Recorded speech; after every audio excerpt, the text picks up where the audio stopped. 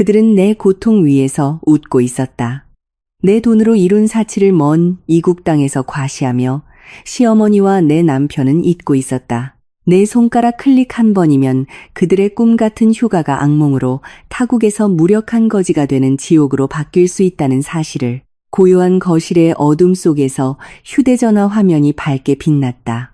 커다란 저택의 벽시계는 서울 시간으로 새벽 2시를 가리키고 있었다. 하지만 저 건너편 화려한 도시 파리에서는 따스한 햇살이 사치에 취한 사람들을 감싸고 있었다. 박미나는 크림색 가죽 소파에 기댄 채 섣불리 감정을 읽기 힘든 무표정한 얼굴로 휴대전화를 응시했다. 화면에는 명품 가죽 가방이 즐비한 고급 부티크를 배경으로 시어머니 최 여사의 얼굴이 가득 차 있었다. 예, 미나야, 이거 보이니? 귀를 찢는 듯한 최 여사의 쇳소리가 서울의 밤의 정적을 깨뜨렸다. 중년의 여성은 휴대전화 카메라를 돌려 젊고 아름다운 여성의 허리를 다정하게 감싸 안고 서 있는 남편 강지훈의 모습을 비췄다. 그 여자는 유라였다. 그들은 마치 세상이 자신들 세 사람의 것인 양 환하게 웃고 있었다. 유라는 평범한 직장인의 연봉과 맞먹을 법한 아이보리색 모피 코트를 입고 있었다. 한편 강지훈은 2시간 전에 막 구입한 명품 정장을 입고 위풍당당한 모습이었다. 봐라. 유라가 얼마나 예쁘고 품이 있니? 최 여사는 다시 카메라를 자신의 얼굴로 향했다. 새빨간 립스틱을 바른 그녀의 입술이 비웃는 듯한 미소를 지었다. 이런 여자야말로 내 아들 옆에 설 자격이 있지. 너처럼 집구석에만 처박혀서 꾸밀 줄도 모르는 촌스러운 여자 말이야. 분수를 좀 알아야지. 미나는 대답하지 않았다. 그녀는 그저 뿔테에 안경을 고쳤으며 터질 듯한 가슴 속의 분노를 억눌렀다. 하지만 그녀의 표정은 얼음장처럼 차갑고 평온했다. 왜 말이 없어? 부럽니? 최 여사가 다시 웃었다. 이번에는 더 큰 소리였다. 잘 들어, 박미나. 넌 이 집에서 그냥 얹혀 사는 거야. 그걸 기억해. 지훈이가 불쌍해서 너 같은 걸 아내로 걷어주지 않았으면 넌 아무것도 아니었어. 내 딸도 마찬가지고 제 어미처럼 쓸모없는 쓰레기지. 선물 사올 거란 기대는 마. 그냥 이 영상으로 구경이나 실컷 해. 어차피 지훈이도 곧 이혼 서류 준비할 거니까. 우리가 유럽에서 돌아가면 넌 내 아들 집에서 단돈 10원 한 푼 못 갖고 맨몸으로 쫓겨날 줄 알아. 최 여사 옆에서 유라는 보란듯이 손을 흔들었다. 그녀의 가느다란 손가락 위에서 다이아몬드 반지가 반짝였다. 안녕하세요, 형님. 죄송해요. 지훈 씨가 지금 저한테 어울릴 목걸이 고르느라 바빠서요. 형님 취향은 너무 촌스러워서 눈을 좀 정화할 필요가 있다네요. 유라는 일부러 애교 섞인 목소리를 내며 킥킥거리고는 강지훈의 어깨에 머리를 기댔다. 10년간 미나의 남편이었던 남자. 강지훈은 일말의 죄책감도 없이 카메라를 향해 옅은 미소만 지을 뿐이었다. 됐어요. 엄마, 쟤한테 전화하느라 데이터 낭비하지 마세요. 우리 쇼핑에나 집중해요. 아직 카드 한도가 많이 남았잖아요. 강지훈은 마치 미나가 아무 의미 없는 타인인 것처럼 무심하게 말했다. 그 말은 미나의 심장을 꿰뚫었다. 카드 한도가 많이 남았다고 엄청난 아이러니였다. 그 남자는 잊었거나 혹은 그가 자랑스럽게 긁고 있는 블랙카드가 자신의 계좌가 아닌 미나의 개인 계좌와 직접 연결되어 있다는 사실을 깨닫기에는 너무 어리석었을 것이다. 네, 오빠. 근데 오빠, 나 그냥 골드바나 저 시계로 사주면 안 돼요? 가방은 가치가 떨어질 수도 있잖아요. 유라가 지훈의 손을 잡아 끌며 가방 진열대에서 보석 매장으로 향할 때 그녀의 목소리가 희미하게 들려왔다.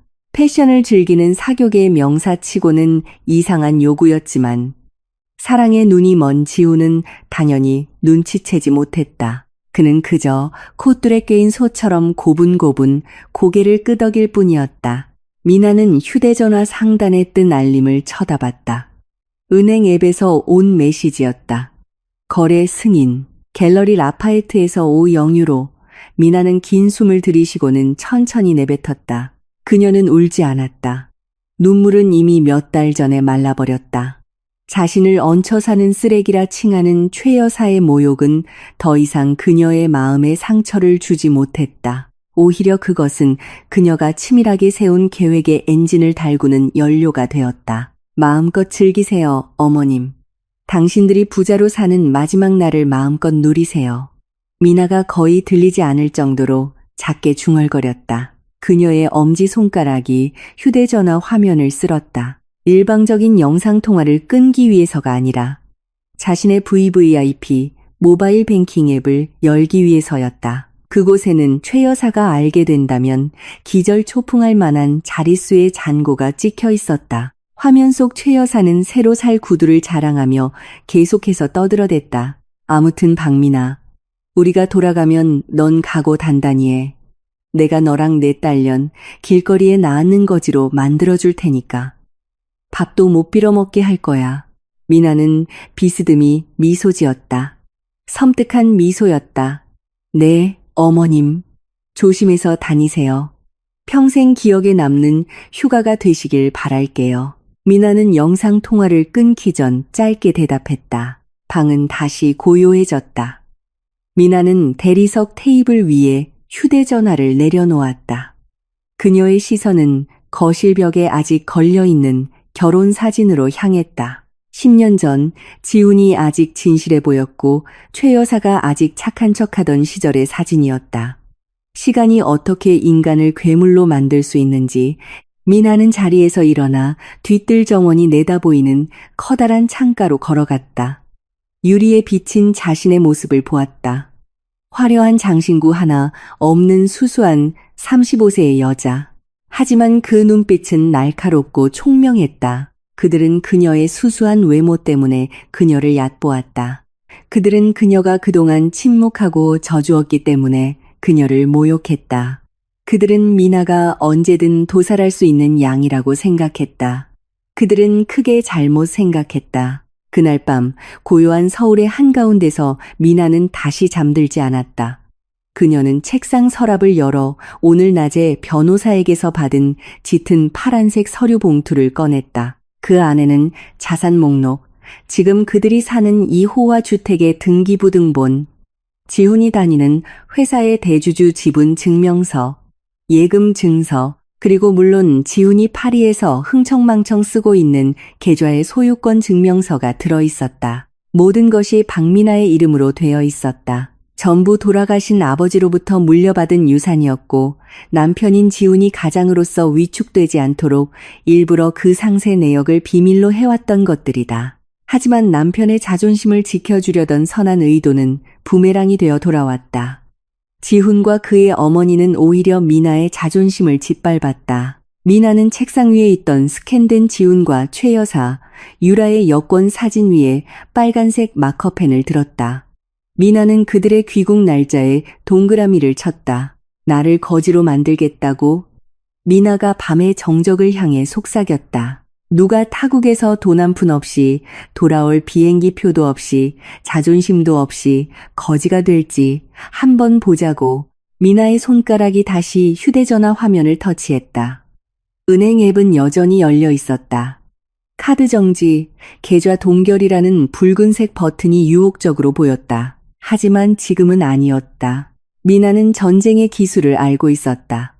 그녀는 적이 가능한 한 높이 날아오르도록 내버려 둘 것이다.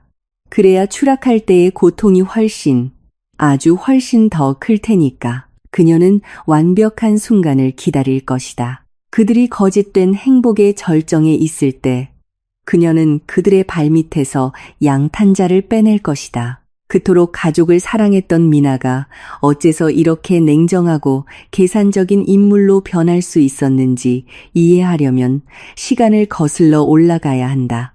정확히 6개월 전 모든 거짓이 시작된 어느 흐린 오후였다. 그날 오후 지훈은 평소보다 일찍 퇴근했다. 그의 얼굴은 창백했고 눈은 심하게 운 사람처럼 붉고 부어 있었다. 남자는 침실로 들어와 서류 가방을 바닥에 내동댕이 치고 침대 가장자리에 주저앉아 어깨를 들썩였다. 그때 옷을 개고 있던 미나는 남편의 모습에 깜짝 놀랐다. 여보, 무슨 일이에요? 왜 벌써 퇴근했어요? 어디 아파요? 미나는 당황해서 남편에게 다가가 이마를 짚었다. 지훈은 미나의 손을 살며시 밀어내고는 아내의 허리를 힘껏 껴안으며 미나의 배에 얼굴을 묻었다. 나 해고당했어. 미나야. 나 잘렸어. 그의 흐느낌은 비통했다. 미나의 심장이 쿵 내려앉았다. 해고요? 왜요? 당신 실적 좋았잖아요. 지난달에는 승진할 것 같다고 했으면서 지훈이 얼굴을 들었다. 눈물이 그의 뺨을 적셨다. 그는 더듬거리며 모든 것을 고백했다. 회사의 경영 합리화 때문도 불화 때문도 아니었다. 지훈은 날이 갈수록 명품을 요구하는 어머니 최 여사의 생활비를 대기 위해 회사 프로젝트 예산을 부풀린 것이 발각되어 해고당한 것이었다. 회사는 지훈이 그 돈을 변제하고 즉시 사직하는 조건으로 법적 조치를 취하지 않기로 했다. 어머니가 새 가방을 사달라고 하셨어. 미나야. 사모님들 모임 회비도 내달라고 하시고 내 월급으로는 감당이 안 돼서 내가 미쳤었나 봐. 지훈은 횡설수설하며 용서를 빌었다. 어머니가 내가 해고당하고 백수가 된 걸 아시면 엄청나게 실망하실 거야. 당신도 알잖아. 어머니 심장 약하신 거. 아들이 실패했다는 걸 알면 심장 마비가 올지도 몰라. 제발 나 좀 도와줘, 미나야. 어머니는 모르게 해줘. 그때까지만 해도 부드러운 마음과 온전한 사랑을 가졌던 미나는 연민을 느꼈다. 남편이 무너지는 것을 참아 볼 수 없었다. 시어머니가 아픈 것도 원치 않았다. 그래서 그날 오후 미나는 훗날 평생 후회하게 될 가장 큰 결정을 내렸다. 됐어요, 여보. 울지 마요. 우리가 해결해요. 미나는 지훈의 머리를 쓰다듬으며 부드럽게 말했다. 당신 회사 빚은 내가 아버지 유산으로 받은 예금으로 갚을게요. 그리고 일자리는 마침 지금 김 이사님이 맡고 계신 아버지 회사에서 신규 지사 운영 이사 자리가 필요하다고 했어요. 당신 거기로 가요. 내가 다 알아서 할게요. 지훈의 눈이 순간 반짝였다. 정말이야. 미나야? 네가 날 도와주겠다고. 네. 대신 조건이 있어요. 다시는 이상한 짓 안 하겠다고 약속해요. 그리고 이건 우리 둘만의 비밀로 해요. 그 회사가 내 거라는 사실은 어머님께 말씀드리지 마세요. 지훈 씨가 어머님 앞에서 계속 위엄을 지킬 수 있도록요. 미나는 진심으로 말했다. 그녀는 단지 남편이 존중받기를 원했다. 그녀는 자신이 그 회사의 대주주라는 사실을 일부러 숨겼다. 지훈이 스스로의 힘으로 일어선 유능한 이사로 보이게끔 해준 것이다. 하지만 미나의 선의는 도구로 돌아왔다. 지훈은 그 자리를 얻자마자 태도가 돌변했다. 자신감을 되찾았지만 그것은 건강한 자신감이 아니라 무분별한 오만함이었다. 최 여사 앞에서 지훈은 아내의 회사에서 일한다고 말하지 않았다. 그는 오히려 뛰어난 능력 때문에 대기업에서 스카우트 되었고 연봉도 3배로 올랐으며 고급 세단과 사택까지 제공받았다는 거짓말을 지어냈다. 사실 그 집과 차는 미나가 지훈의 것으로 인정해준 개인 자산이었다. 그 거짓말은 독이 되었다. 그날 저녁 가족 식사 자리에서 최 여사는 평소보다 더 심한 경멸의 눈빛으로 미나를 쳐다봤다. 미나가 정성껏 차린 맛있는 음식이 가득한 식탁에서 최 여사는 아들을 하늘 높은 줄 모르고 칭찬했다. 어휴, 우리 아들 정말 대단해. 젊은 이사님의 새 차에 새 직책까지. 역시 우리 집안 핏줄은 뭐가 달라도 달라. 최 여사는 갈비찜을 씹으며 칭찬했다. 그러고는 아이에게 밥을 먹여주고 있는 미나를 향해 비꼬는 듯한 시선을 보냈다. 지훈이가 돈을 잘 버니까 망정이지. 마누라라는 게 집에서 살림만 하고 있으니 우리가 뭘 먹고 살았겠어. 넌 감사한 줄 알아야 해, 미나야. 성공한 남편은 제대로 내조해야지. 돈만 축낼 줄 알면 쓰나. 미나는 침묵했다. 그녀의 손에 들린 숟가락이 허공에서 멈췄다. 그녀는 남편이 자신을 변호해 주거나 최소한 사실을 바로잡아 주길 바라며 지훈을 쳐다봤다. 여보, 뭐라고 말 좀 해봐. 미나의 마음이 비명을 질렀다. 어머니가 드시는 이 갈비가 내 돈으로 산 거라고 말해. 어머니가 이웃들에게 자랑하는 그 차가 내 명이라고 말하라고. 하지만 지우는 침묵했다. 그는 어머니의 칭찬을 즐기기에 바빴다. 심지어 고개를 끄덕이며 동조하기까지 했다. 네, 엄마. 미나도 이제 좀 아껴 쓰는 법을 배워야죠. 제 위치가 높아졌으니 우리 지출도 투자금을 위해 관리해야 하니까요. 지우는 부끄러움도 없이 말했다. 그 순간 미나의 마음에 무언가 금이 갔다. 그녀의 희생은 무시당했다. 그녀의 선의는 자신을 깎아내리는 무기로 조작되었다. 상황은 2달 뒤 더욱 악화되었다. 모든 것이 허상임에도 불구하고 자신이 부유하고 권력 있다고 착각한 지후는 불장난을 시작했다. 이 사진을 대표하여 참석한 한 제품 론칭 행사에서 지우는 유라를 만났다. 유라는 자신을 강남의 부동산 재벌의 딸이며 서울에서 부티크 사업을 시작했다고 소개했다. 그녀의 외모는 화려했고 말투는 상냥했으며 지훈을 마치 석유왕이라도 되는 듯한 눈으로 바라보았다. 인정과 칭찬에 목말랐던 지훈은 즉시 그녀에게 빠져들었다. 그는 자신이 단순한 운영이사가 아니라 회사 오너라고 소개했다. 와, 지훈 씨는 자기 회사를 가지고 있군요. 정말 대단해요. 지훈 씨처럼 젊은 나이에 이렇게 성공한 남자는 드문데. 유라는 그때 그렇게 칭찬했다. 그녀의 손이 무심코 지훈의 팔에 닿았다. 자존감이 하늘을 찌르듯 높아진 지훈은 미나와의 약속을 잊기 시작했다. 그는 회의를 핑계로 늦게 귀가하는 일이 잦아졌다. 사실 그는 미나가 회사 운영비 명목으로 내어준 추가 신용카드를 이용해 유라의 사치스러운 생활을 뒷받침해주고 있었다. 지우는 유라에게 명품 가방을 사주고 미슐랭 스타 레스토랑에서 저녁을 대접했으며 그녀 앞에서 부자 이미지를 유지하기 위해 값비싼 선물을 안겨주었다. 어떻게 알았는지 그 불륜 사실을 알게 된 최 여사는 말리기는커녕 오히려 지지했다. 어느 날 미나는 우연히 최 여사가 친구와 통화하는 내용을 엿듣게 되었다. 아, 지훈이가 유라랑 좀 노는 거 그냥 둬. 유라는 품이 있고 돈도 많잖아. 내 아들 수준에 딱 맞지. 그에 비해 미나는 촌스럽고 어디 데리고 다니기 창피하잖아. 성공한 남자가 격식 있는 자리에 데리고 다닐 만한 파트너가 필요한 건 당연하지. 미나는 그냥 집에서 손주나 보는 보모라고 생각하면 돼. 부엌 벽 뒤에 서서 그 말을 듣던 미나는 피가 거꾸로 솟는 것을 느꼈다. 마음의 상처는 더 이상 슬픔의 형태가 아니었다. 그것은 차갑고 체계적인 복수심으로 변모했다.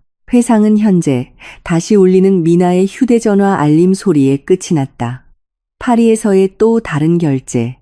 이번에는 스위트룸 3개에 대한 고급 호텔 청구서였다. 그들은 정말 염치가 없었다. 미나는 씁쓸한 미소를 지으며 밤의 어둠을 응시했다. 유사위에 궁전을 짓고 있구나. 그녀가 속삭였다. 그리고 내가 바로 폭풍우를 몰고 올 사람이야. 그녀는 6개월 전 해고당했을 때 지훈의 얼굴을 똑똑히 기억했다. 애처롭고 나약하고 비참한 얼굴. 그것이 남편의 진짜 얼굴이었다. 그리고 미나는 최 여사와 유라가 이 이야기의 끝에서 보게 될 얼굴도 바로 그 얼굴일 것이라고 다짐했다. 그들의 오만함에 기반이 된 거짓말을 뿌리째 뽑아버릴 것이다. 그녀는 단지 돈을 되찾는 것이 아니라 그들이 짓밟은 자신의 존엄성을 되찾을 것이다. 오늘 밤을 즐겨. 미나는 멀리 있는 가족의 그림자를 향해 말했다. 내일 파리에서 해가 뜰 때 현실은 돌멩이보다 더 세게 당신들을 강타할 테니까 가정의 파탄은 종종 거대한 폭발이 아니라 거의 들리지 않는 작은 딸깍 소리와 함께 시작된다. 미나에게 그 소리는 남편의 서재 책상 위에 열려있던 태블릿 화면 잠금 해제 소리였다. 지훈과 그의 가족이 파리로 떠나기 3주 전이었다. 그날 밤 서울에는 세찬 비가 내렸다. 마치 하늘이 벼랑 끝에 선 미나의 운명을 함께 슬퍼하는 듯 했다. 지훈은 이미 손님방에서 잠들어 있었다. 감기에 걸려서 미나에게 옮기기 싫다는 핑계였다. 하지만 미나는 그것이 다른 여자와 방해받지 않고 영상 통화를 하기 위한 변명임을 알고 있었다. 자신의 서재에서 평소 자신의 기기에 병적으로 집착하던 지훈은 그날 밤 치명적인 실수를 저질렀다. 아마도 휴가 계획에 너무 들떠 있었거나 미나가 기술을 이해하기에는 너무 어리석다고 생각했기 때문일 것이다. 지훈은 자신의 아이패드 프로를 서류 더미 위에 켠 채로 두고 나왔다. 미나는 처음에 남편이 마신 더러운 커피잔을 치우기 위해 그 방에 들어갔다. 하지만 아직 꺼지지 않은 화면의 불빛이 그녀의 시선을 사로잡았다. 화면에 메시지 알림이 하나 떠 있었다. 자기야, 내가 말한 에르메스 가방 계약금 이체하는 거 잊지 마. 그러다 다른 사람이 채간다. 발신자는 김 부장님 협력업체이라는 이름으로 위장되어 있었다. 하지만 아내의 직감은 결코 틀리지 않았다. 미나는 천천히 잔을 내려놓았다. 손이 심하게 떨렸다. 그녀는 마치 시한폭탄에 다가가듯 그 책상으로 다가갔다. 심장이 격렬하게 뛰며 고통스러운 리듬으로 가슴을 두드렸다. 미나가 화면을 터치했다. 잠겨 있었다. 그녀는 결혼 기념일을 입력해 보았다. 아이의 생일을 입력해 보았다. 모두 틀렸다. 미나는 잠시 침묵하며 검은 화면에 비친 자신의 지친 얼굴을 바라보았다. 그녀는 지훈의 SNS에서 본 적 있는 남편이 항상 좋아요를 누르던 그 여자의 생일을 떠올렸다. 미나는 그 숫자 조합을 입력했다. 25, 10, 9, 8. 딸깍. 열렸다. 그 순간 미나의 세상이 무너져 내렸다. 그녀의 눈앞에는 지훈과 유라 사이에 오간 길고도 저속한 대화 내역이 펼쳐져 있었다. 미나는 남편의 사무용 의자에 주저앉았다. 마치 뼈가 강제로 뽑혀나간 듯 몸에 힘이 빠졌다. 그녀는 읽기 시작했다. 화면을 위로 스크롤하며 수개월 동안 이어진 배신의 흔적을 추적했다. 지훈은 육체적으로만 바람을 피운 것이 아니었다. 그는 정서적으로 그리고 재정적으로도 바람을 피우고 있었다. 그곳에서 미나는 그들이 자신을 어떻게 비웃었는지 읽었다. 내 안에 진짜 둔한가 봐. 자기야. 당신이 맨날 야근한다고 해도 의심 안 해?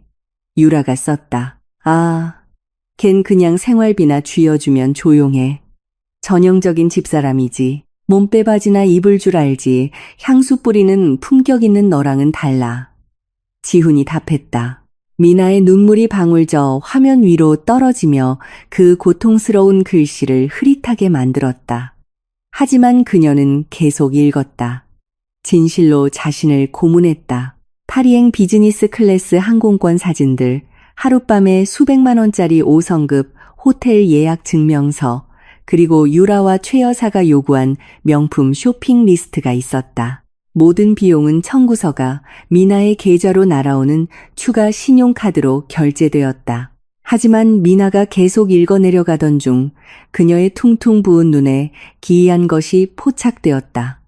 유라의 요구에 나타나는 이상한 패턴이었다. 유라는 유독 현금화하기 쉬운 것들을 자주 요구했다. 골드바, 한정판 롤렉스 시계, 심지어 비상금이나 부티크 운영 자금이라는 핑계로 현금 이체를 요구하기도 했다. 미나의 미간을 찌푸리게 한 메시지가 하나 있었다. 자기야, 나중에 파리에서 쇼핑할 때 당신 어머니는 계속 따라다니지 않게 할 수 없어? 불편해. 그리고 카드 한도 좀 더 올려줄 수 없을까? 투자용으로 나석 세팅되지 않은 다이아몬드를 좀 사야 해서. 거기 싸게 파는 지인이 있는데 현금이나 체크카드로만 된대. 신용카드는 안 받는다네. 미나는 깜짝 놀랐다. 나석, 투자. 자신을 강남의 부동산 재벌의 딸이라고 소개한 사교계 명사가 왜 그렇게 자산을 현금화하는 데 집착하는 걸까? 아버지에게서 받은 블랙카드 한 장쯤은 당연히 있어야 하는 것 아닌가? 의심이 마음의 상처를 밀어내고 자라나기 시작했다. 미나는 즉시 메시지 앱을 닫고 증거로 남기기 위해 자신의 휴대전화로 아이패드 화면을 촬영했다. 그리고 사진 갤러리를 열었다. 그곳에서 그녀는 항공권 예약을 위해 보냈던 유라의 여권 사진을 발견했다. 본명은 유아라. 미나는 즉시 그 여권 사진을 돌아가신 아버지의 신뢰받는 변호사이자 자신의 절친한 친구인 김 변호사에게 보냈다. 김 변호사님, 이 여자 신원 최대한 자세히 파악해 주세요. 내일 아침까지 정보가 필요해요. 최우선 순위입니다. 미나는 떨리지만 단호한 손길로 타자를 쳤다. 그날 밤 미나는 한숨도 자지 못했다. 그녀는 어둠 속에 앉아 결혼 생활의 죽음을 애도하는 동시에 새로운 자신으로 다시 태어날 계획을 세웠다. 다음 날, 미나는 최 여사의 사교계 친구들의 눈에 띄지 않을 만한 외진 곳에 있는 프라이빗 카페에서 김 변호사를 만났다. 차분하고 지적인 중년의 남성인 김 변호사는 심각한 표정으로 두툼한 갈색 서류 봉투를 건넸다. 이걸 읽으려면 마음의 준비를 단단히 해야 할 거야, 미나 씨. 김 변호사가 나지막이 말했다. 미나는 봉투를 열었다. 첫 장부터 그녀는 눈을 크게 뜰 수밖에 없었다. 유아라는 부동산 재벌의 딸이 아니었다. 김 변호사는 커피를 한 모금 마시며 설명하기 시작했다. 아버지는 지방의 평범한 공무원 퇴직자야. 어머니는 돌아가셨고 더 흥미로운 건 이 여자 싱가포르와 말레이시아 출입국 기록에 문제가 있다는 거야. 무슨 문제요? 미나의 목소리가 갈라졌다. 도박 빚. 김 변호사는 짧지만 날카롭게 대답했다. 이 여자는 카지노꾼이야. 마리나 베이 샌즈에 아직 갚지 않은 수만 달러의 빚이 있어. 그리고 전 남자친구의 신용카드를 사기친 전적으로 자카르타의 몇몇 고급 클럽 블랙리스트에도 올라있고 수법은 항상 같아. 부자처럼 보이지만 약간 어수룩한 남자에게 접근해서 완전히 마를 때까지 착취하고 되팔기 쉬운 자산을 사달라고 조른 다음 돈이 떨어지면 사라지는 거지. 미나는 숨을 참으며 입을 막았다. 그럼 지훈 씨가 회사를 소유하고 있다고 생각해서 접근한 거군요. 정확해. 김 변호사는 고개를 끄덕였다. 항상이사 직책과 당신의 고급 차를 자랑하던 지훈 씨는 아주 좋은 먹잇감이었지. 유아라는 자기가 대어를 낚았다고 생각했을 거야. 사실 지훈 씨가 당신이라는 연못에서 헤엄치는 피라미에 불과하다는 건 몰랐겠지. 침묵이 그들의 테이블을 감쌌다. 미나는 서류 속 유라의 사진을 응시했다. 예쁜 얼굴, 달콤한 미소. 하지만 그녀의 눈에서는 이제 선명하게 보이는 교활함이 뿜어져 나왔다. 쓰라리면서도 우스꽝스러운 아이러니가 미나의 머릿속을 기어다녔다. 남편은 진실한 아내를 배신하고 오직 돈만을 원하는 사기꾼에게 넘어간 것이다. 이제 어떻게 할 생각이야, 미나 씨? 지금 당장 경찰에 신고할 수도 있어. 이 사기 증거만으로도 저 여자를 감옥에 보낼 수 있어. 아니면 지훈 씨에게 알려서 정신 차리게 할까? 김 변호사가 물었다. 미나는 천천히 고개를 저었다. 차가운 미소가 그녀의 입가에 옅게 새겨졌다. 그녀의 시선이 변했다. 피해자의 시선에서 방금 체크메이트의 수를 발견한 체스 플레이어의 시선으로 아니요, 김 변호사님. 지훈 씨에겐 알리지 마세요. 미나가 단호하게 말했다. 왜? 아직도 그 사람을 보호하고 싶은 거야? 김 변호사는 혼란스러워 보였다. 아니요, 미나가 대답했다. 그녀의 눈이 날카롭게 빛났다. 만약 지금 지훈 씨에게 알리면 그는 그저 상심하고 미안하다고 빌고 어머님은 분명 그를 감싸겠죠. 지훈이가 희생양일 뿐이라고요. 그건 너무 쉬워요. 너무 가벼운 벌이에요. 미나는 몸을 앞으로 기울였다. 유라라는 여자는 신이 제게 보내준 무기예요. 김 변호사님, 지훈 씨와 어머님은 평생 잊지 못할 교훈이 필요해요. 휴가를 가게 내버려 두세요. 그들이 세상 꼭대기에 있는 것처럼 느끼게 두세요. 유라가 그 신용카드를 한도 끝까지 긁게 하세요. 저는 지훈 씨가 단지 제가 이혼을 요구해서 무너지는 게 아니라 다이아몬드를 버리고 썩은 고기를 주운 자신이 얼마나 어리석었는지 깨닫고 무너지길 바라요. 김 변호사는 새로운 존경심을 담아 자신의 의뢰인을 바라보았다.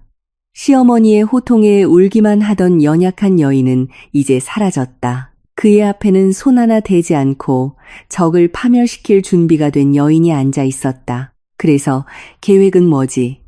김 변호사가 물었다. 모든 자산 이전 서류를 준비해 주세요. 우리는 깨끗하지만 치명적으로 움직일 거예요. 미나가 서류 봉투를 닫으며 대답했다.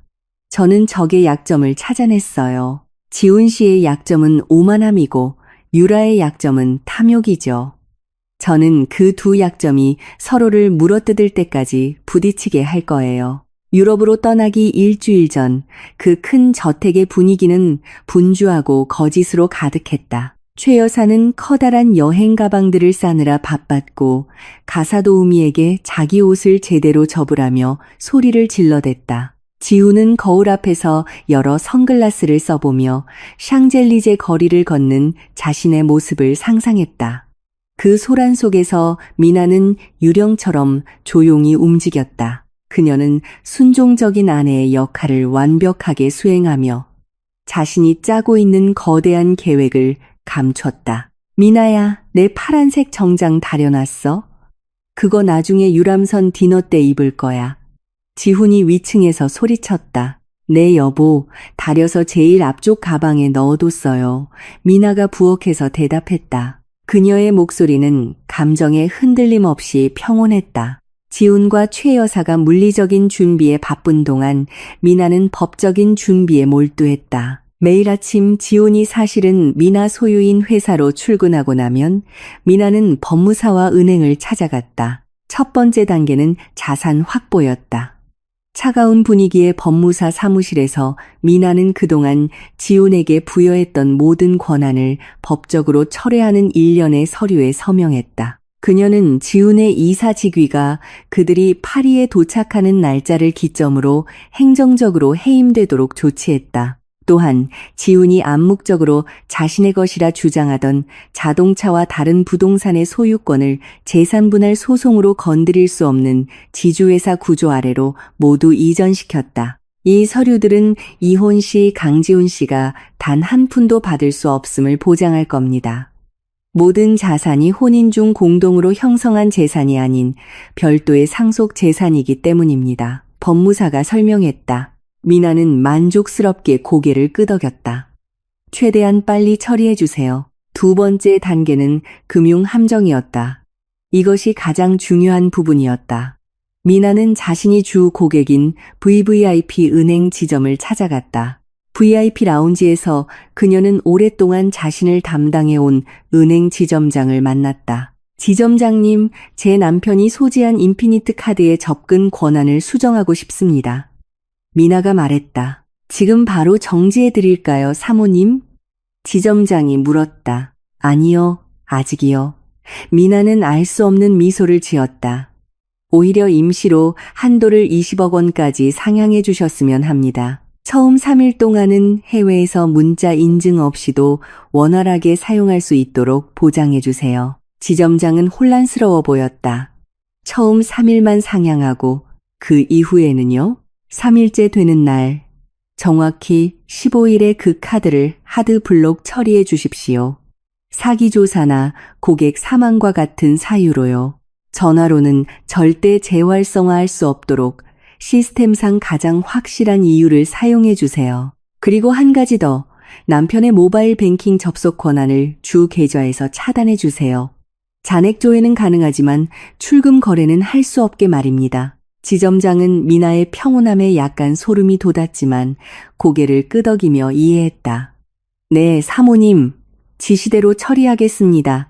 시나리오는 초반에 호사를 누리게 한 다음 갑자기 모든 접근을 차단하는 것이군요. 맞습니다.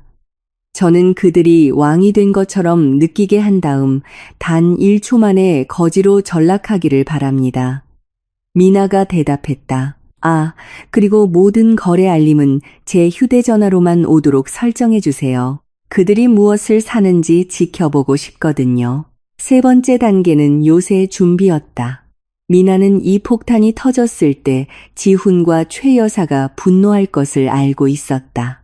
그들은 아마 돌아와서 집을 부수려 할지도 모른다. 그래서 미나는 아버지의 신뢰하던 건축업자를 불렀다. 사장님, 정문 담장을 리모델링하고 싶어요. 더 높게 교체해 주세요. 위쪽에는 보이지는 않지만 날카로운 미세 철조망을 설치하고 이 집의 모든 잠금 시스템을 지문과 홍채 인식을 사용하는 스마트락으로 교체해 주세요. 저와 아이들을 제외한 모든 지문 데이터를 삭제해 주시고요. 미나가 지시했다. 공사는 언제 시작할까요, 사모님? 모레 그들이 공항으로 떠나는 즉시요. 저는 그들이 돌아올 때쯤에는 만약 돌아올 수 있다면 이 집이 그들에게는 굳게 닫힌 요새가 되어 있기를 바랍니다. 마침내 출국일이 되었다. 고급 콜택시 한 대가 지훈과 최 여사, 그리고 공항에서 기다리고 있을 유라를 그들의 유럽 모험으로 데려다 주기 위해 집 앞에 기다리고 있었다. 미나는 막내 아이를 안고 현관 앞에 섰다. 그녀는 멋지게 차려입은 지훈과 넓은 책 모자로 한껏 멋을 낸 최 여사를 바라보았다. 남편이 그녀의 뺨에 잠시 입을 맞출 때 미나의 마음에는 아무런 슬픔도 없었다. 그 입맞춤은 무미건조하고 가식으로 가득 차 있었다. 나 갈게, 미나야. 집 잘 보고 있어. 전기세 내는 거 잊지 말고. 나중에 유로 동전 남으면 초콜릿 사다 줄게. 지훈이 깔보는 듯한 말투로 말했다. 조심해서 다녀오세요, 여보. 휴가 즐겁게 보내고요. 사고 싶은 거 다 사세요. 미나는 눈까지는 웃지 않는 미소로 대답했다. 최 여사는 열린 차창으로 미나를 쳐다봤다. 내 말 명심해. 쓸데없이 돌아다니지 마. 넌 집에서 애나 봐. 우리가 돌아왔을 때 집이 엉망이면 각오해. 네, 어머님, 걱정 마세요. 어머님이 돌아오시면 이 집은 아주 많이 달라져 있을 거예요. 미나가 응수했다. 차는 마당을 떠나 움직이기 시작했고 배신자들을 그들 자신의 파멸로 이끌었다. 미나는 차가 코너를 돌아 사라질 때까지 손을 흔들었다. 차가 보이지 않자 미나의 손이 천천히 내려왔다. 방금까지 정중하게 미소 짓던 그녀의 얼굴은 차갑고 무표정하게 변했다. 그녀는 몸을 돌려 뒤에 있는 하얀 기둥의 웅장한 집을 바라보았다. 이제 청소를 시작하지. 그녀가 중얼거렸다. 미나는 휴대전화를 꺼내 김 변호사에게 짧은 메시지를 보냈다. 타겟 이동, 플랜 B 실행, 오늘부로 사무실 접근 권한 동결, 그리고 건축업자에게 메시지를 보냈다. 사장님, 지금 인부들 보내주세요. 기존 잠금장치 철거. 마지막으로 그녀는 은행 앱을 열었다. 이제 하늘 높은 줄 모르는 한도를 갖게 된 지훈의 신용카드 상태를 보았다. 그것은 지훈이 스스로 자신의 목에 건 올감이었다. 미나는 몇 시간 안에 쇼핑 알림이 쏟아지기 시작할 것을 알고 있었다. 에르메스 가방, 파텍 필립 시계, 캐비어 디너.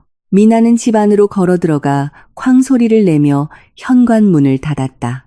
그 소리는 학대받는 아내로서의 역할이 끝났음을 알리는 신호였다. 고요한 집안에서 미나는 안도의 한숨을 내쉬었다. 그들이 없으니 공기가 더 맑게 느껴졌다. 그녀는 거실로 걸어가 차가운 물 한 잔을 따르고 소파에 앉았다. 그녀는 며칠 뒤 파리에서 일어날 일을 상상했다. 카드가 거부당했을 때 최 여사의 당황한 얼굴을 상상했다. 돈에 접근할 수 없다는 것을 깨달았을 때의 지훈의 창백한 얼굴을 상상했다. 그리고 자신이 사기꾼을 속였다는 것을 깨달을 유라의 얼굴을 상상했다. 휴가 잘 보내. 미나가 정적을 향해 속삭였다. 내 돈을 마음껏 써. 당신들이 긁는 일원 한 푼이 당신들 자부심에 관해 바퀴는 못이 될 테니까. 계획은 치밀하게 세워졌다. 함정은 설치되었다. 이제 미나는 가장 앞줄에 편안히 앉아 우주가 상연할 인과응보의 공연을 지켜보기만 하면 되었다. 빛의 도시라는 별명을 가진 파리는 그날 밤 유난히 밝게 빛났다. 황금빛 조명이 매시간 깜빡이는 에펠탑은 거짓된 세상의 꼭대기를 즐기고 있는 세 인간의 오만함을 말없이 지켜보고 있었다. 그들이 유럽에 온 지 3일째 되는 날이었다. 미나가 침묵 속에서 정해둔 시한이 끝나는 날, 지훈, 최 여사, 그리고 유라는 에펠탑의 한 층에 위치한 초호화 미슐랭 스타 레스토랑에서 막 저녁 식사를 마친 참이었다. 그들의 테이블은 사치의 잔해로 가득했다. 서민 아파트의 전세금과 맞먹는 가격의 오래된 샤토마고 와인병, 캐비어와 트러플이 남은 접시들, 그리고 샹젤리제 거리의 부티크에서 산 쇼핑백 더미가 여분의 의자에 놓여 있었다. 최 여사는 의자에 기대어 너무 많이 먹어 부른 배를 쓰다듬었다. 와인에 약간 취해 얼굴이 붉었다. 그녀는 주변 손님들의 방해된다는 시선은 아랑곳하지 않고 찢어질 듯한 목소리로 크게 웃었다. 아이고, 지훈아, 이게 바로 사는 거지. 최 여사가 아들의 손을 치며 외쳤다. 우리가 여기 안 해놨으면 어쩔 뻔했니. 이 경치 좀 봐. 집구석하고 비교나 돼? 미나 그녀는 지금쯤 된장찌개에 김치나 먹으면서 에어컨도 안 켜고 부채질이나 하고 있겠지. 지훈도 따라 웃으며 남은 와인을 마셨다. 그는 세상의 왕이 된 기분이었다. 오늘 낮에 산 명품 정장이 그의 몸에 완벽하게 맞아 그가 그토록 갈망하던 성공의 환상을 심어주었다. 내버려둬요, 엄마. 걔 임무는 원래 집 지키는 거잖아요. 사냥감은 우리가 즐기는 거고 어차피 걔는 이런 푸아그라를 어떻게 즐기는지도 모를걸요. 촌스러운 혀를 가졌으니까. 지훈 옆에 앉은 유라는 달콤하게 미소 지었다. 하지만 그녀의 눈은 테이블 위에 놓인 주시의 여사의 핸드백을 계속 힐끗거렸다. 그 가방 안에는 두툼한 지갑과 그들 모두의 여권이 들어 있었다. 여행 초기부터 최 여사는 다른 사람, 심지어 지훈조차 믿을 수 없다며 모든 중요 서류를 자신이 챙기겠다고 고집했다. 안전을 위해서라고 했다. 오빠, 우리 이 다음엔 모나코에 있는 그 호텔로 가는 거 맞죠? 유라가 애교 섞인 목소리로 물었다. 그녀의 손이 테이블 밑에서 지훈의 허벅지를 쓰다듬었다. 몬테카를로 카지노에서 빨리 놀고 싶어서 못 참겠어요. 거긴 분위기가 완전히 다르다던데. 당연하지, 자기야. 지훈이 자신감 넘치게 대답했다. 자기를 위해서라면 뭐든지. 내일 아침에 여기서 체크아웃하고 바로 전용기 타고 날아가는 거야. 걱정 마. 내 카드는 한도가 없으니까. 턱시도를 단정하게 차려입은 남자 웨이터가 우아한 가죽 커버에 담긴 계산서를 들고 그들의 테이블로 다가왔다. 웨이터는 정중하게 허리를 숙였다. 라지숑, 무슈, 계산서입니다, 손님. 지훈은 일부러 여유로운 척하며 계산서를 집었다. 금액을 확인하는 수고조차 하지 않았다. 분명 엄청난 숫자, 아마 수천 유로는 될 것이라고 알았지만 상관없었다. 그는 정장 안주머니에서 반짝이는 검은색 신용카드를 꺼냈다. 지난 3일간 그들의 모든 미친 욕망을 실현시켜준 마법의 카드였다. 이걸로 해요. 지훈은 어설픈 영어로 말하며 카드를 계산서 커버에 끼워 넣었다. 웨이터는 고개를 끄덕이고 카드를 근처 계산대에 있는 단말기로 가져갔다. 그 사이 최 여사는 다시 휴대전화를 들고 SNS 라이브 방송에 열중했다. 안녕하세요, 제 사랑하는 팔로워 여러분. 이것 좀 보세요. 저희 지금 에펠탑에 와 있어요. 음식이 정말 맛있네요. 당연히 비싸죠. 악플다는 분들은 아마 쪽방에서 손가락이나 빨고 있겠죠. 최 여사는 자신의 부를 칭찬하는 댓글을 읽으며 킥킥거렸다. 3분이 지났지만 웨이터는 돌아오지 않았다. 5분이 지나자 지훈은 초조하게 손가락으로 테이블을 두드리기 시작했다. 왜 이렇게 오래 걸려? 그냥 긁기만 하면 되는데. 그가 투덜거렸다. 마침내 웨이터가 돌아왔다. 하지만 이번에는 그의 얼굴에서 친절한 미소가 사라지고 차갑고 약간 의심스러운 표정으로 바뀌어 있었다. 그는 휴대용 단말기와 함께 카드를 다시 테이블 위에 올려놓았다. 죄송합니다, 손님. 카드가 거부되었습니다. 웨이터가 단호하게 말했다. 그의 목소리는 옆 테이블에서 돌아볼 만큼 충분히 컸다. 지훈은 깜짝 놀라 미간을 찌푸렸다. 거부? 디클라인드? 말도 안 돼. 당신이 잘못 긁었겠지. 다시 해봐. 지훈이 목소리를 높여 명령했다. 그는 자존심이 상했다. 어떻게 대기업 오너의 카드가 거부될 수 있단 말인가. 웨이터는 인내심을 억누르며 한숨을 쉬었다. 3번 시도했습니다, 손님. 메시지는 do not, 언얼거래, 불승인입니다. 은행 측에서 이 거래를 거부했다는 뜻입니다. 다른 카드는 없으십니까? 최 여사는 인스타그램 라이브를 멈췄다. 그녀의 얼굴이 굳어졌다. 지훈아, 왜 그래? 왜 거부돼? 이 양놈들 앞에서 엄마 창피하게 하지 마. 잠깐만요, 엄마. 이건 분명 기계가 고장 난 거예요. 지훈은 패닉에 빠지기 시작했다. 식은땀이 관자놀이에 맺혔다. 그는 지갑을 꺼내 다른 신용카드 2장을 꺼냈다. 한도가 훨씬 적은 예비 카드들이었다. 이거랑 이걸로 해봐요. 웨이터는 그들의 눈앞에서 다시 시도했다. 삐 거부되었습니다. 삐 거부되었습니다. 테이블의 분위기는 급격히 바뀌었다. 웃음으로 가득했던 따뜻한 공기는 이제 숨 막힐 듯했다. 방금까지 애교를 부리던 유라는 이제 서서히 지훈의 허벅지에서 손을 떼었다. 그녀는 등을 곧게 폈다. 그녀의 눈이 날카롭게 단말기를 응시했다. 오빠, 어떻게 다 정지될 수가 있어요? 한도가 무제한이라면서요? 유라의 목소리는 더 이상 애교 섞이지 않고 날카롭게 들리기 시작했다. 나도 몰라. 어제 내 가방 살 때까지만 해도 됐는데. 지훈은 초조하게 대답했다. 그의 손이 휴대전화를 잡을 때 떨렸다. 잠깐, 내가 뱅킹 앱으로 확인해 볼게. 분명 서울에서 시스템 오류가 있었을 거야. 지훈은 휴대전화에서 은행 앱을 열었다. 로딩 화면이 빙글빙글 도는 동안 그의 심장은 격렬하게 뛰었다.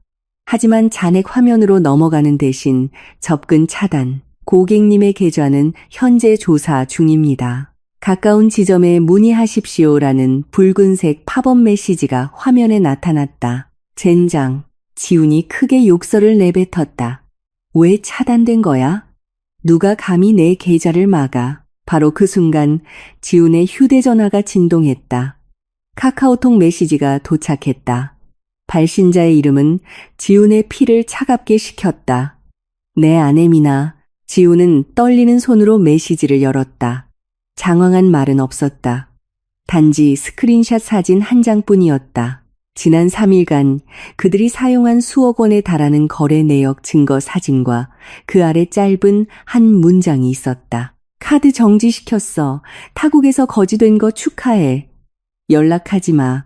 내 것이 아닌 내 자산 계산하느라 바쁘니까. 지훈은 마치 에펠탑 바닥이 발밑에서 무너져 내리는 듯한 느낌을 받았다. 그의 얼굴은 산송장처럼 창백해졌다. 그는 어머니를 그리고 유라를 쳐다보았다. 입은 벌어졌지만 아무 소리도 나오지 않았다. 지훈아, 왜 말이 없어? 빨리 계산해. 사람들이 우리 쳐다보기 시작하잖아. 최 여사가 화를 내며 아들의 팔을 꼬집었다. 엄마, 엄마. 지훈의 목소리는 덫에 걸린 쥐의 찍찍거림처럼 들렸다. 미나가 카드를 정지시켰어요. 제 계좌도 전부 동결됐고요. 뭐라고? 최 여사가 레스토랑 전체가 조용해질 정도로 히스테릭하게 소리쳤다. 그녀는 자리에서 일어나 테이블을 내리쳤다. 그 뱀 같은 년, 감히 지금 당장 전화해. 혼쭐을 내주라고. 다시 켜라고 시켜. 안 돼요, 엄마. 걔가 제 번호도 차단했어요. 지훈은 절망적으로 휴대전화 화면을 바라보았다. 미나의 프로필 사진이 사라져 있었다. 이제 웨이터는 혼자가 아니었다. 그가 신호를 보내자 검은 제복을 입은 덩치 큰 보안 요원 2명이 다가왔다. 거만한 프랑스인 레스토랑 매니저가 앞으로 나섰다. 손님, 만약 지금 이 500유로의 계산서를 지불하지 못하신다면 저희는 경찰을 부를 수밖에 없습니다. 매니저가 단호하게 말했다. 저희는 사기꾼은 받지 않습니다. 난 사기꾼이 아니야. 난 오너라고. 지훈이 산산조각난 마지막 자존심을 지키려 소리쳤다. 이건 그냥 기술적인 문제일 뿐이야. 지훈은 최 여사를 돌아보았다. 엄마, 현금 있으시죠? 어제 환전소에서 바꾼 거. 일단 그걸로 내요. 엄마, 제가 나중에 갚을게요. 최 여사는 당황하고 겁에 질려 보였다. 그녀는 핸드백을 꼭 껴안았다. 엄마 현금은 얼마 안 남았어. 지훈아, 200유로밖에 없어. 나머지는 네가 호텔 보증금이랑 그 고급차 렌트하는 데 썼잖아. 네가 전부 카드로 긁으면 되니까 현금 많이 안 가져와도 된다고 했잖아. 현실이 그들을 강타했다. 그들은 수천만 원짜리 계산서가 있는 외국의 비싼 레스토랑에 갇혔고 가진 돈은 단 한 푼도 없었다. 오빠, 다른 비상금 같은 거 없어요? 유라가 차갑게 물었다. 그녀는 최 여사처럼 당황하지 않고 오히려 화가 난 것처럼 보였다. 마치 방금 자신이 가짜 명품을 샀다는 것을 깨달은 사람처럼. 유라야, 제발 나 좀 도와줘. 너도 카드 있잖아. 일단 이걸로 내줘, 응? 서울 가면 내가 2배로 갚을게. 지훈이 애인에게 애원했다. 그의 얼굴은 역겨울 정도로 애처로웠다. 유라는 코웃음을 쳤다. 내 카드는 한도가 작아요. 오빠. 그리고 이건 오빠 잘못이잖아요. 오빠가 다 쏜다고 약속했잖아요. 유라는 팔짱을 끼고 창밖으로 고개를 돌렸다. 그녀의 태도는 180도 바뀌어 있었다. 레스토랑 매니저는 인내심을 잃었다. 저들을 아래층 보안실로 끌고 가. 파리 경찰을 불러. 사기 및 서비스 절도 혐의로 신고해. 두 보안 요원이 즉시 지훈과 최 여사의 팔을 붙잡았다. 이건 와. 난 부자야. 날 건드리지 마. 최 여사는 호화로운 의자에서 강제로 끌려 나오며 비명을 질렀다. 그들이 그토록 자랑하던 에르메스와 루이비통 쇼핑백들이 바닥에 떨어져 보안 요원의 군화에 짓밟혔다. 지훈은 저항했지만 그의 힘은 턱없이 부족했다. 그는 다른 테이블들을 지나 끌려가며 다른 손님들의 혐오스러운 시선과 수군거림을 받았다. 그 광경은 너무나 굴욕적이었다. 사교계의 여왕이던 어머니와 오너 행세를 하던 그는 이제 닥서리범처럼 취급받고 있었다. 그들 뒤로 유라는 마치 이 소동과 아무 관련 없는 사람처럼 침착한 걸음으로 따라 걸었다. 그녀의 날카로운 눈은 지훈의 등을 계산적인 시선으로 쳐다보고 있었다. 그녀는 다음 수를 생각하고 있었다. 이 배는 가라앉을 것이고 유라는 함께 가라앉을 생각이 없었다. 그날 밤은 호화로운 호텔 스위트룸이 아닌 파리 7구 경찰서 대기실에서 끝났다. 지훈과 최 여사가 계속 한국어로 소리치는 바람에 경찰 측에서 부른 대사관 통역사의 도움과 끈질긴 협상 끝에 그들은 24시간 내에 레스토랑 요금을 지불하는 조건으로 여권을 경찰에 압수당한 채 임시로 풀려났다. 그들은 묵고 있던 5성급 초호화 호텔 로비로 돌아왔지만 두 번째 악몽과 마주해야 했다. 레스토랑 빚을 갚기 위해 물건이라도 팔 생각으로 방에 들어가려 했을 때 그의 카드키는 작동하지 않았다. 문 위의 표시등이 빨갛게 빛났다. 그들은 지친 걸음으로 프런트로 내려갔다. 그들의 비싼 옷은 구겨져 있었고 최 여사의 얼굴은 눈물과 땀으로 얼룩져 있었다. 505호, 키가 고장났어요. 지훈이 프런트 직원에게 거칠게 말했다. 직원은 컴퓨터를 확인하더니 아까 레스토랑 웨이터와 같은 차갑고 의심스러운 눈빛으로 지훈을 쳐다보았다. 강지훈 씨, 보증금과 객실료 결제에 사용하신 신용카드가 방금 은행에서 거부되었습니다. 저희 경영진은 고객님의 투숙을 취소했습니다. 이전 3박 요금사 0유로를 정산해 주셔야 고객님의 짐을 찾아가실 수 있습니다. 우리 짐을 인질로 잡겠다고? 최 여사가 소리쳤다. 그녀의 목소리는 갈라져 있었다. 그 가방 안에 내 비싼 옷들이랑 내 심장약이 들어있단 말이야. 죄송합니다, 부인. 그것이 표준 절차입니다. No pay, no stay, 지불 없이는 머물 수 없습니다. 그리고 소리 지르지 말아 주십시오. 그렇지 않으면 보안팀을 부르겠습니다. 직원이 단호하게 대답했다. 지훈은 로비 소파에 주저앉았다. 머리가 터질 것 같았다. 그는 당장 돈이 필요했다. 그는 다시 휴대전화를 꺼내 서울에 있는 친구들의 연락처를 찾았다. 돈을 빌려야 했다. 지갑을 소매치기 당했다고 말해야지. 그래, 그게 그럴듯한 이유였다. 지우는 친하게 지내던 친구 민준에게 전화를 걸었다. 야, 민준아, 나 좀 도와줘. 나 파리에서 소매치기 당했어. 인력만 원만 빌려줘. 내일 바로 갚을게. 지훈이 다급하게 말했다. 전화기 저편에서 민준이 웃었다. 그의 웃음소리는 비웃음으로 들렸다. 소매치기? 아니면 돈줄인 내 진짜 와이프한테 카드 정지당한 거 아니고? 하하. 야, 지훈아. 드라마 찍지 마라. 나 벌써 다 봤어. 뭘 봐. 지훈은 어리둥절했다. 인스타그램이나 열어봐. 친구야. 너 지금 실시간 검색어 1위야. 오너 행세 남편, 알고 보니 기생충. 내 와이프 박민아 씨가 방금 전부 폭로했어. 네가 6개월 전에 횡령으로 잘린 증거, 모든 자산이 아내 명의라는 증거, 네가 바람 피운 증거까지. 미쳤다 너. 전 국민을 속였어. 야, 창피한 줄 알아라. 다시는 나한테 전화하지 마. 딸깍. 전화가 끊겼다. 지훈의 손이 심하게 떨렸다. 그는 인스타그램을 열었다. 정말이었다.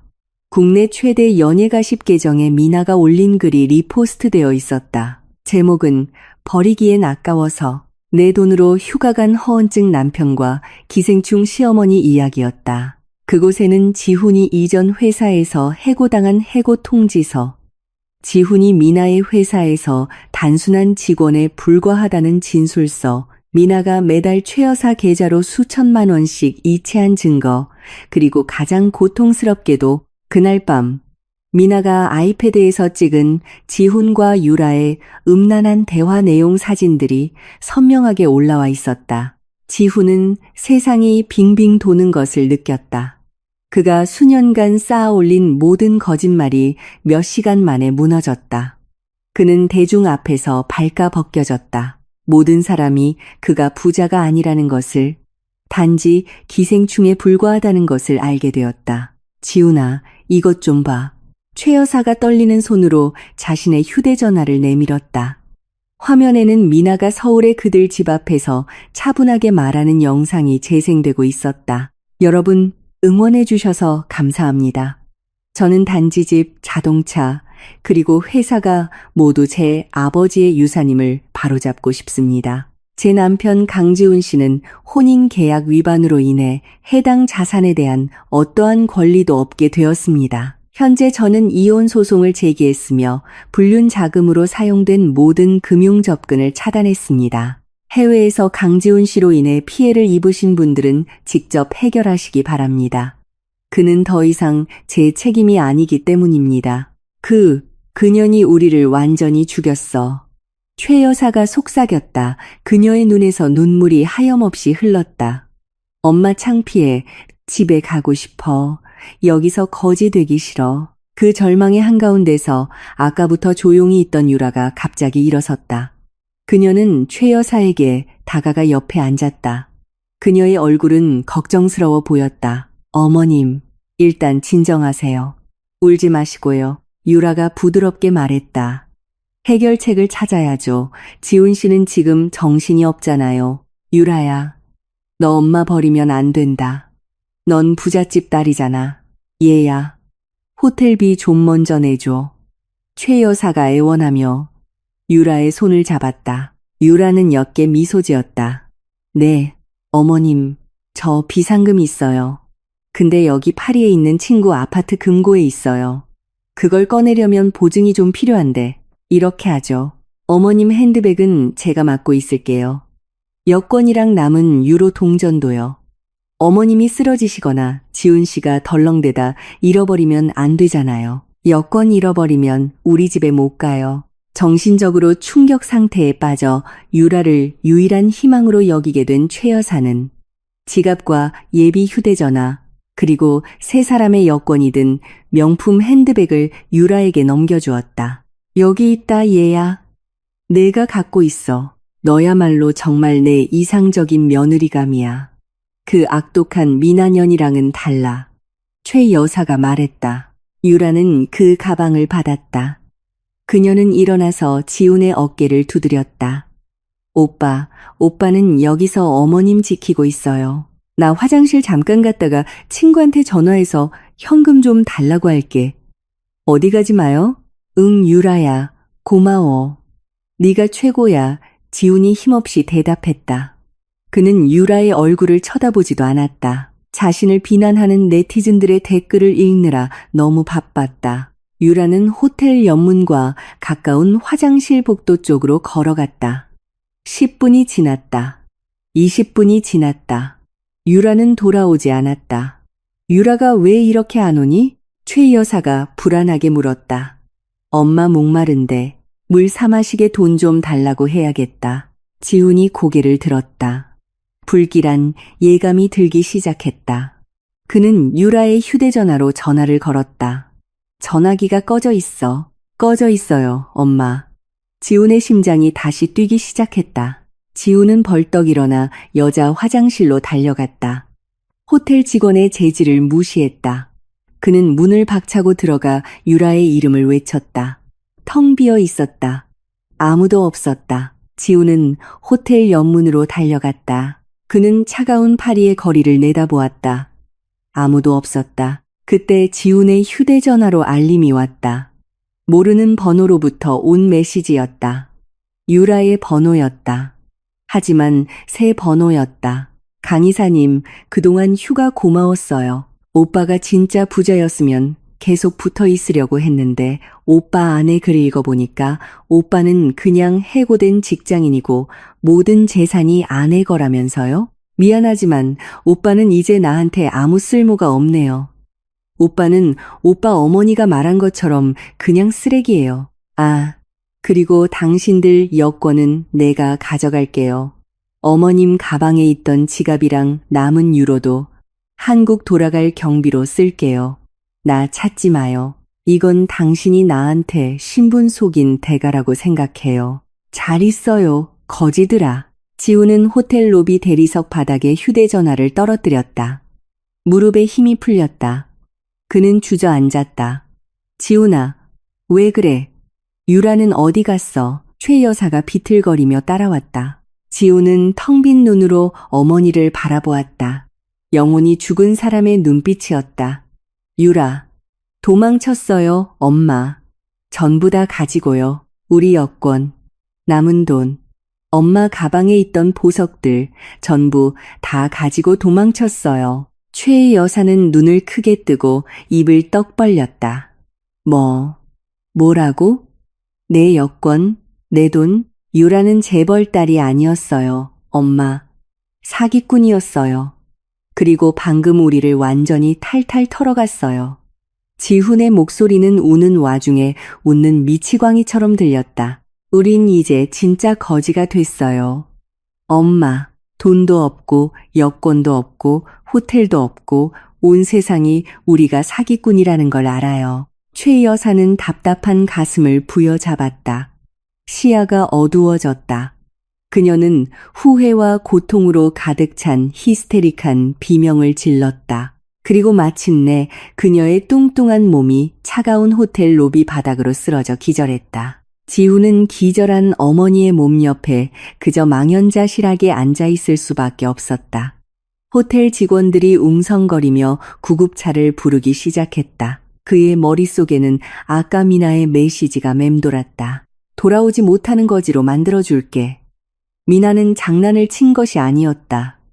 그녀는 정말로 그들을 죽였다. 그리고 가장 고통스러운 것은 최후의 일격이 미나에게서 온 것이 아니라 지훈이 자신의 아내보다 더 떠받들던 여자에게서 왔다는 사실이다. 천사 같던 유라는 사실 그들의 마지막 희망마저 거두어가는 저승사자였다. 호텔 밖에서는 파리의 가을바람이 세차게 불어 지훈의 꿈의 잔해들을 날려버리고 어두운 밤하늘 저편으로 흩어지게 했다. 그들을 차갑고 외롭게 타국에 남겨둔 채 파리에서의 굴욕적인 사건이 있은 지 일주일 후 파란색 공항 택시 한 대가 서울 강남의 한 고급 주택단지 정문 앞에 멈춰섰다. 택시는 단지 안으로 들어가지 못하고 이제는 훨씬 더 높고 굳게 닫힌 검은색 담장 밖에 멈췄다. 택시 안에서 더 이상 문명인이라고 알아보기 힘든 두 사람이 내렸다.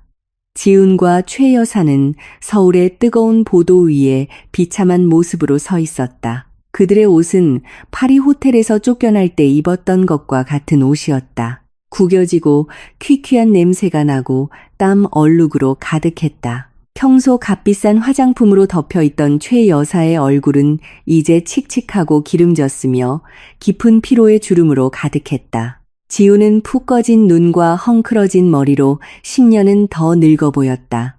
그들은 명품 선물로 가득 찬 여행 가방을 들고 있지 않았다. 그들은 단지 더러운 옷가지와 주한 대사관에서 발급한 해외 무연고 국민 강제 송환 증명서가 담긴 비닐봉지를 들고 있을 뿐이었다. 그들이 돌아올 수 있었던 것은 돈이 있어서가 아니라 그들을 무연고 국민으로 송환해준 대사관 측의 동정심 때문이었다. 그 칭호는 그들의 남은 자존심을 바닥까지 파괴했다. 아저씨, 문 열어요. 못 들은 척하지 말고. 최 여사가 남은 힘을 다해 소리쳤다. 그녀는 쇠창살 문을 미친 듯이 두드렸다. 자신의 영역에 발을 들였다고 생각하자마자 그녀의 오만한 본성이 다시 나타났다. 그 집에서 5년간 일한 경비원 박 씨가 경비실에서 나왔다. 하지만 그는 문을 열어주지 않았다. 그는 단지 담장 뒤에 무표정한 얼굴로 서서 전 고용주들을 연민과 혐오가 섞인 알 수 없는 눈빛으로 바라보았다. 죄송합니다. 최 여사님, 강 선생님. 외부인은 들여보내지 말라는 지시가 있었습니다. 박 씨가 단호하게 말했다. 외부인? 눈은 뒀다 뭐해. 지훈이 끼어들며 감정을 폭발시켰다. 이거 내 집이야. 내가 당신 월급 주는 사람이라고. 당장 열어. 안 그러면 지금 당장 해고야. 그 소라는 이목을 끌었다. 집들이 가까이 붙어있는 고급 주택단지에서 지훈의 고함 소리는 선명하게 울려 퍼졌다.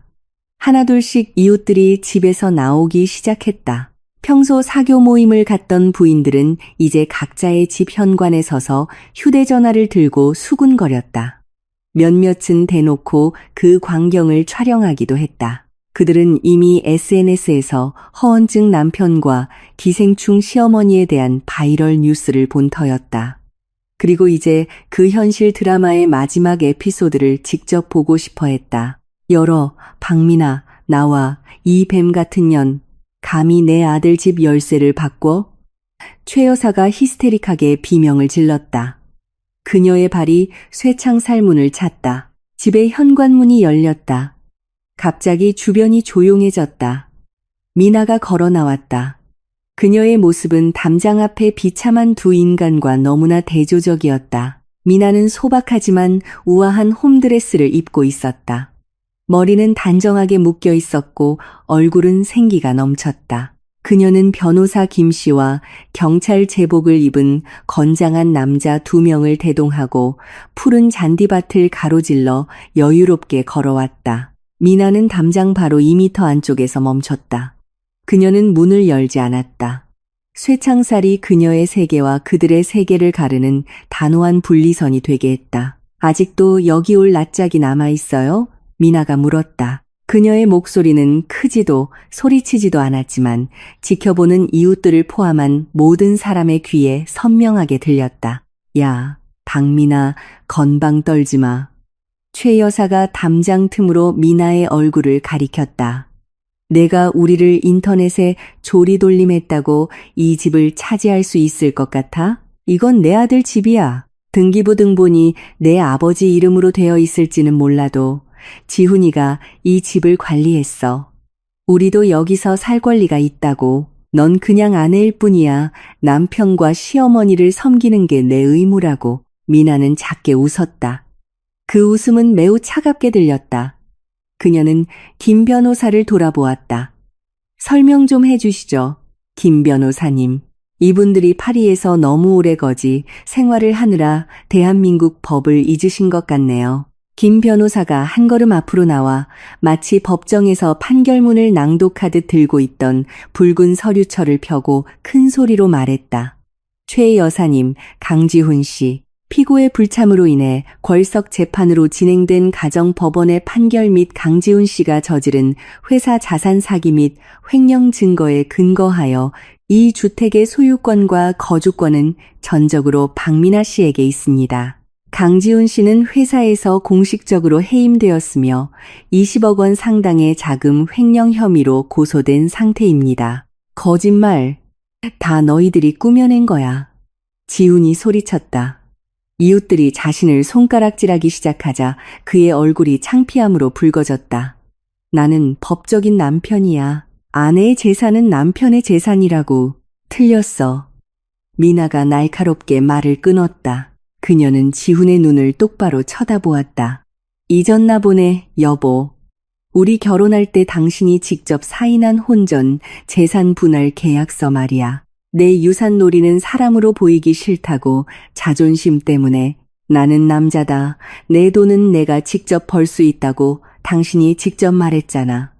이제 와서 그 말 책임져야지. 미나는 경비원 박 씨에게 신호를 보냈다. 경비원은 경비실에서 커다란 여행 가방 2개를 끌고 나와 작은 문을 통해 담장 밖으로 던졌다. 가방은 쿵 소리를 내며 지훈과 최 여사의 발치에 떨어졌다. 당신들 옷이에요. 나머지는 이미 보육원에 기부했어요. 감옥이나 길거리에서는 명품 같은 거 필요 없을 테니까요. 미나가 말했다. 지훈은 입을 떡 벌렸다. 너 우리를 쫓아내는 거야? 엄마는 지금 아프단 말이야. 미나야. 어떻게 네가 이럴 수 있어? 지훈은 피해자 코스프레를 시도했다. 엄마는 심장병이 있어. 여기서 엄마가 죽으면 네가 살인자야. 미나는 이제 아스팔트 위에 주저앉아 이웃들의 반응을 곁눈질하며 가슴을 부여잡는 연기를 하는 최 여사를 쳐다보았다. 떠나기 전에 어머님이 뭐라고 하셨죠? 미나가 물었다. 그녀의 목소리는 마침내 터져나오는 분노로 떨리고 있었다. 어머님은 저와 제 딸이 그냥 쓰레기라고 하셨죠. 제가 얹혀 사는 거라고 하셨죠. 우리를 거지로 만들겠다고 하셨죠. 미나는 긴 숨을 들이쉬고는 떨리는 검지로 최 여사의 얼굴을 가리켰다. 이제 보세요, 어머님. 누가 얹혀 살았죠? 누가 쓰레기죠? 누가 거지죠? 지금까지 어머님 머리부터 발끝까지 생활비를 댄 건 제 돈이었어요. 어머님 심장 약값을 낸 것도 제 돈이었고요. 그런데 당신들은 당신들이 밥 먹던 그릇에 침을 뱉었어요. 이웃들이 환호하기 시작했다. 맞아. 꼴 좋다. 은혜도 모르는 시어머니 같으니. 그동안 최 여사의 오만함에 질려있던 한 이웃이 외쳤다. 제가 경찰을 시켜서 소란 및 사유지 무단 침입 혐의로 당신들을 끌고 가기 전에 여기서 사라지세요. 미나가 위협했다. 미나야, 제발. 지훈이 갑자기 무릎을 꿇었다. 그가 울었다.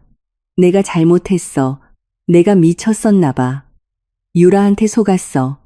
걔가 전부 가지고 도망쳤어. 제발. 미나야.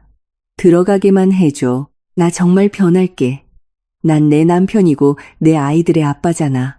미나는 무릎 꿇고 있는 남자를 쳐다보았다. 한때 그녀는 이 남자를 지극히 사랑했다. 한때 그녀는 이 남자의 미소를 위해 무엇이든 할 준비가 되어 있었다. 하지만 지금 그녀가 보는 것은 역겨운 이방인의 모습뿐이었다. 사랑도 미움도 없었다. 단지 텅 빈 감정만이 있었다. 당신은 더 이상 내 남편이 아니야. 이혼 서류는 당신의 새 월세방 주소로 도착할 거야. 만약 당신이 월세를 낼 능력이 된다면 말이지. 미나가 차갑게 대답했다. 저들을 데려가세요. 미나가 경찰에게 명령했다. 지훈과 최 여사는 경찰관들이 그들을 문에서 끌어낼 때 울부짖었다. 그들은 쓰레기 봉투처럼 끌려나갔다. 최 여사는 이웃들의 이름을 부르며 도움을 청했지만 아무도 신경 쓰지 않았다. 이웃집 문들은 굳게 닫혔다. 사회적 심판은 물리적 폭력보다 훨씬 더 고통스러웠다. 그들은 단지 집에서 쫓겨난 것이 아니라 한때 자신들이 거들먹거리던 사회적 환경에서도 쫓겨난 것이다. 미나는 그들의 울음소리가 길모퉁이에서 사라질 때까지 그곳에 조용히 서 있었다. 그녀는 슬프지 않았다. 후련했다. 10년간 그녀의 어깨를 짓누르던 무거운 짐이 마침내 사라졌다. 김 변호사가 미나의 어깨를 가볍게 두드렸다. 다 끝났어. 미나 씨, 정말 대단했어. 미나는 몸을 돌려 이제야 진정으로 자신의 것이 된 웅장한 집을 바라보았다. 그녀는 박 씨에게 미소 지었다. 아저씨, 저들이 서 있던 자리에 호수로 물 좀 뿌려주세요. 깨끗하게 치우고 싶어요. 더러운 흔적 하나 남기지 않게요. 네, 사모님. 박 씨가 힘차게 대답했다. 그날 오후 서울 강남에는 아름다운 노을이 졌고 그것은 미나의 삶에 드리웠던 어두운 시대의 종말과 은혜를 모르는 자들에 대한 징벌의 시작을 알렸다. 1년 후, 시간은 가장 공정한 심판관이다. 결코 서두르지 않지만 항상 모든 것을 제자리에 놓는다. 미나는 새롭게 리모델링한 집 뒤뜰의 라탄 의자에 앉아 있었다. 정원은 이제 그녀가 가장 좋아하는 호접란으로 가득 차 있었고 한때 그 자리를 차지했던 최 여사 취향의 촌스러운 조각상들을 대체했다. 그녀의 무릎 위에는 지난 1년간 급등한 회사 수익 그래프를 보여주는 노트북이 놓여 있었다. 지훈과 그 기생충들이 경영에서 제거된 이후 회사는 훨씬 더 효율적이고 건강하게 운영되었다. 미나는 따뜻한 캐모마일 차를 한 모금 마셨다. 그녀의 얼굴은 나이보다 훨씬 젊어 보였다. 이마의 스트레스 주름은 사라지고 평온함과 행복의 아우라로 대체되었다. 그녀는 더 이상 자신의 그림자에도 두려워하던 여자가 아니었다. 그녀는 이제 존경받는 독립적인 여성이었고 아이들에게 행복한 어머니였으며 회사에게는 단호한 리더였다. 사모님, 공항으로 갈 차가 준비되었습니다. 새가 사도 우미인 예의 바르고 싹싹한 젊은 여성이 말했다. 미나는 미소 지었다. 고마워요, 아주머니. 곧 나갈게요. 오늘 미나는 휴가를 떠날 것이다. SNS에 과시하기 위한 휴가도 다른 사람의 허영심을 채워주기 위한 휴가도 아닌 시어머니를 모시느라 소홀했던 아이들과 친정 부모님과 함께 양질의 시간을 보내기 위한 진짜 휴가였다. 그들은 아이들이 꿈에 그리던 여행지인 일본으로 갈 것이다. 노트북을 닫기 전 미나는 심심풀이로 온라인 뉴스 포털을 열었다. 사회면의 작은 범죄 기사가 그녀의 시선을 사로잡았다. 제목은 투자 사기 및 절도 혐의로 태국에서 체포된 한국 국적 여성이었다. 그곳에는 주황색 죄수복을 입은 한 여자의 사진이 실려 있었다. 얼굴은 숙이고 있었지만 누군지 알아볼 수 있었다. 유아라, 일명 유라였다. 인과응보가 마침내 그녀를 찾아냈다. 파리에서 훔친 돈으로 도망친 후 유라는 방콕에서 마피아 조직을 상대로 사기를 치려다 운을 시험했다. 그녀는 상대를 잘못 골랐다. 이제 그녀는 변호사도 돈도 그동안 주된 자산이었던 예쁜 얼굴도 없이 외국의 감옥에 갇혀 있었다. 미나는 아무 감정 없이 그 기사 탭을 닫았다. 유라는 그저 중요하지 않은 과거일 뿐이었다. 그렇다면 지훈과 최 여사는 어떻게 되었을까? 서울의 지저분하고 빽빽한 어느 동네. 어젯밤 내린 비로 질퍽한 좁은 골목에서 마른 남자가 트럭에서 쌀가마니를 어깨에 메고 있었다. 그의 등은 굽어 있었고 얼굴은 햇볕에 검게 그을려 있었다. 그 남자는 지훈이었다.